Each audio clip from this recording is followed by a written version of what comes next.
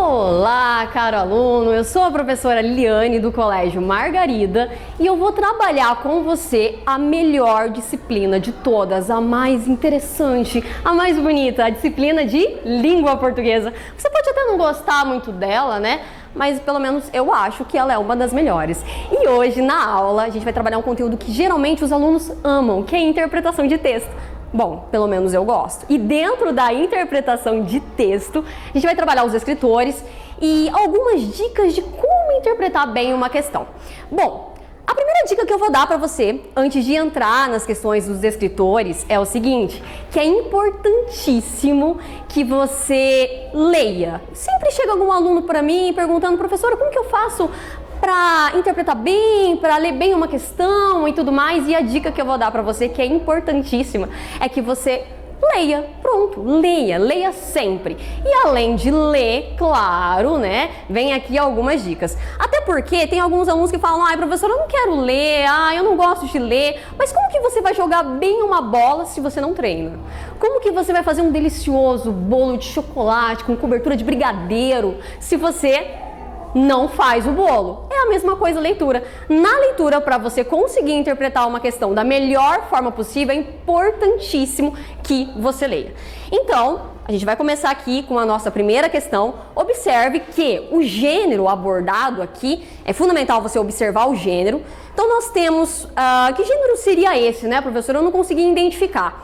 Observe que nós temos uma imagem, uma linguagem verbal, ou seja, nós temos o texto escrito, e nós temos uma linguagem não verbal, ou seja, o uso da imagem. Observe que nós temos aqui 3 quadrinhos, o que leva a crer que não seja uma história em quadrinho, e sim uma tirinha. A tirinha, na maioria das vezes, ela trabalha ali uma questão de humor, ou muitas das vezes também tem ali uma questão crítica sendo abordada. Outra coisa que é fundamental para você, aluno, é você prestar atenção na referência. O que é a referência, professor? Eu não consigo identificar onde que fica. Ela sempre fica no final do gênero. Então, observe que disponível em Menino Maluquinho. Isso quer dizer que o personagem que nós temos aqui é um menino maluquinho. Eu nem li a tirinha, mas já sei que a história é sobre o menino maluquinho. E isso faz toda a diferença, porque o menino maluquinho, ele é um adolescente.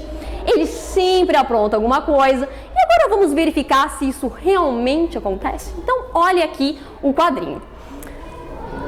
Atenção, observando sempre a linguagem não verbal. Primeiro você vê um garotinho, né? Possivelmente o menino maluquinho, todo ali alegrinho, querendo aprontar alguma coisa. E ali no banco nós temos uma agenda.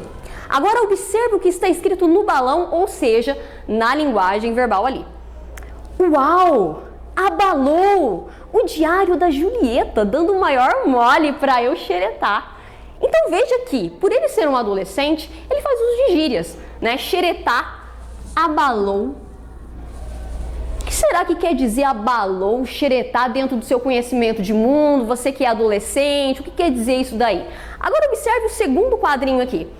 Você observa ele pensativo, observe aqui a linguagem não verbal e em seguida ele diz, mas espera um pouco, não sei porquê, 3 pontinhos. E aí, claro, como toda história em quadrinho, como toda tirinha, nós temos a resolução do problema em que ele...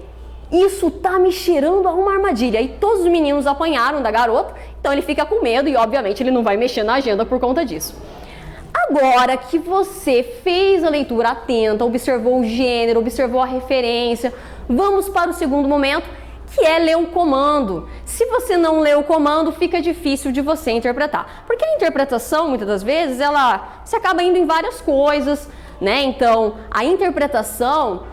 Às vezes ela implica em você pensar em várias questões, mas se você prestar atenção no comando, tudo muda. Então olha só, nesse texto, no primeiro quadrinho, a expressão abalou significa...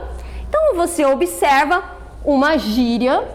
E o que seria esse abalou, né? Quando você diz abalou, o que quer dizer esse abalou? Usando o seu conhecimento de mundo, fazendo uso da inferência. Então observe que aqui nós usamos a inferência para tentar resolver a questão.